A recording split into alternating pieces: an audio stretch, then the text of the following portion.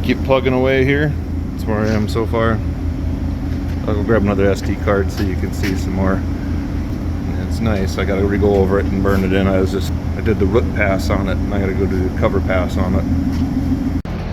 Alright, I cut the gusset plates, and like I said, I'm gonna put them in at an angle so that they'll hold under stress instead of just being straight up and down. Don't know how much it matters, but because when it comes back, it's going to be trying to push it into here instead of being straight up and down where it would just try to bend it over.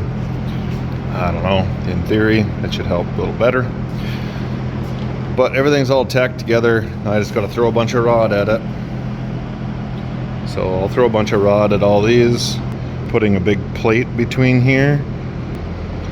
That's the plan. We'll see how it goes. Alright, so I knocked out most of all the braces and supports for the 3 overtines now, and I welded the whole top edge solid to the plate. Now all I have is these little gussets so I could have everything spaced right. So now I'm gonna cut a plate for here. So I'm gonna plate this whole piece in right here, and I'll do a little plate right here.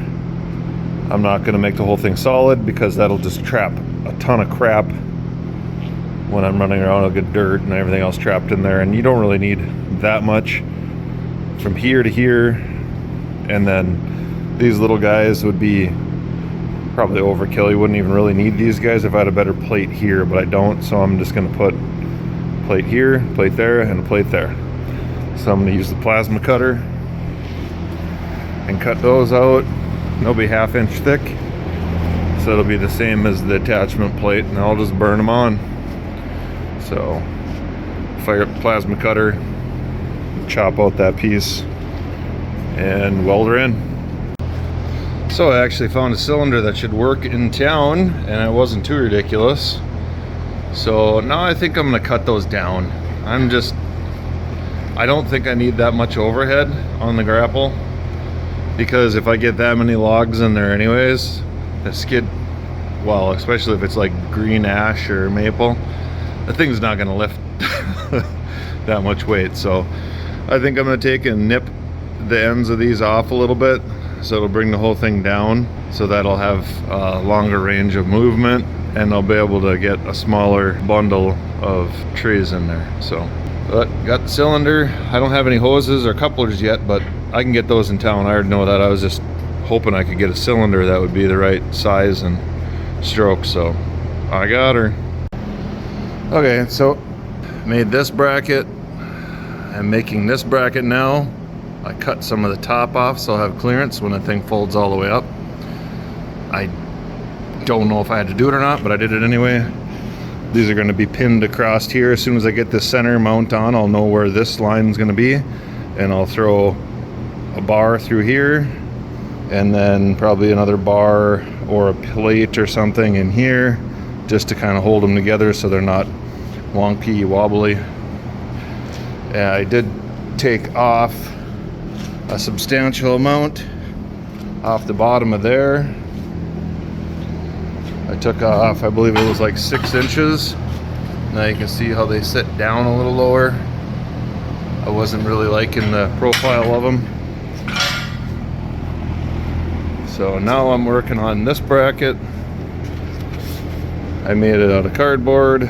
Now I'm making it out of 3/4 inch steel. And this was that other bracket that fits in there that way. Stuffed it down side of there. So I'm gonna cut this one out, and then I'll tack that one on, make sure the range of motion is good, burn them in, and keep plugging along. So no matter how much you stick weld, it's always impressive when that happens.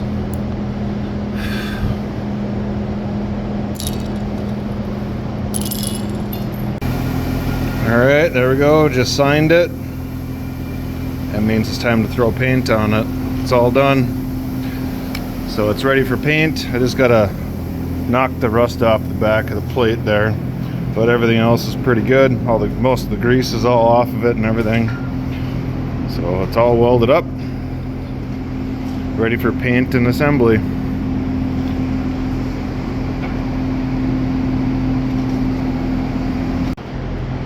Alright, here we go. Final assembly on the Grapple. Everything's all welded, paint's dry. Took a while because it's really cold in here. This place isn't meant to be open this late.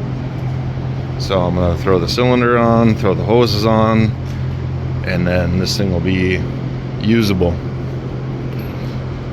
And then I'm going to throw it on the trailer and bring it home.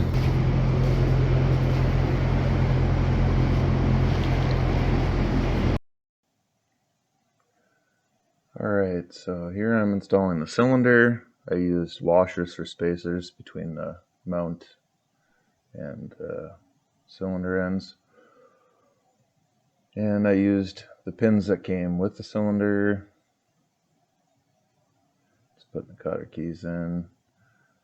I got a voice over this because the last audio I tried to use, they copyrighted me for it, so I'll just talk over this and let you guys know what's up. Now I got all the fittings. I'm putting pipe tape on the fittings so I can get ready to install the hoses. The hoses did end up being a little bit short. I mean, it wasn't bad for just a shot in the dark. I didn't have my Terex here, so I couldn't measure to where the fittings actually were on the arms. So I just kind of took a shot in the dark. A little educated guess. The lines ended up being pretty close, but not close enough to where I couldn't tip down to the stops. So I'll probably end up getting a different set of hoses, probably about 6 inches to a foot longer. Wouldn't hurt on each one. So I'm getting the hoses all installed here, and then the most expensive part besides the cylinder for this build is going to be the couplers.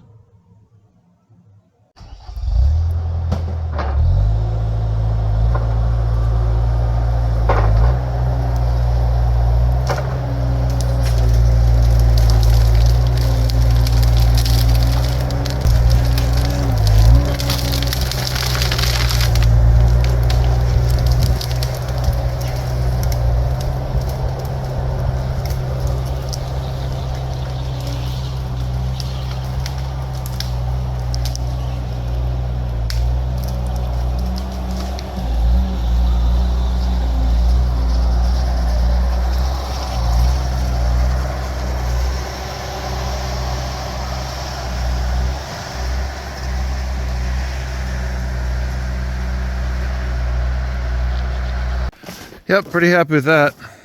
That's saved so much time. That pile would have sucked to load it into the trailer and then had to get it out of here. So, pretty happy with that. So here's a little update on the Grapple. The hoses are a little bit short, so you really can't curl it all the way down to pick up. So you kind of struggle to get, if you're doing little logs like this, just little tiny little guys. I don't know, I think those are like 3 inches on the small end.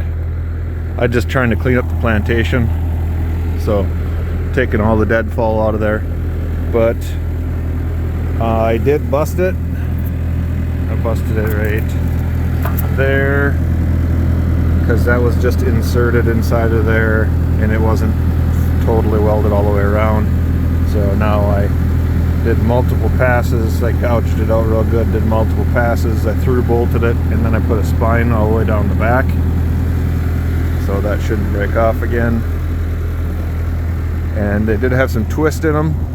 So I welded this 3/4 inch plate in between each tine.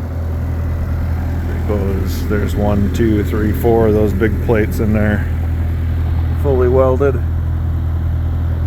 So I got pretty stout now. These are 3/4 inch tines, and then I got the rack back on it. see, you can still fork some stuff as long as it's not too high. I think you got about 3.5 feet high to here. You can grapple, I mean, you can fork stuff. So you can still kind of fork small pallets and stuff, but you want to fork like a whole cube of blocks or anything, then you would have to take them off. But not too worried about that. I have the forklift for moving blocks around. But I went and got this grapple just so I could fill the wood stove. So definitely worth every penny and every hour. Hope you liked the video. Have a great day.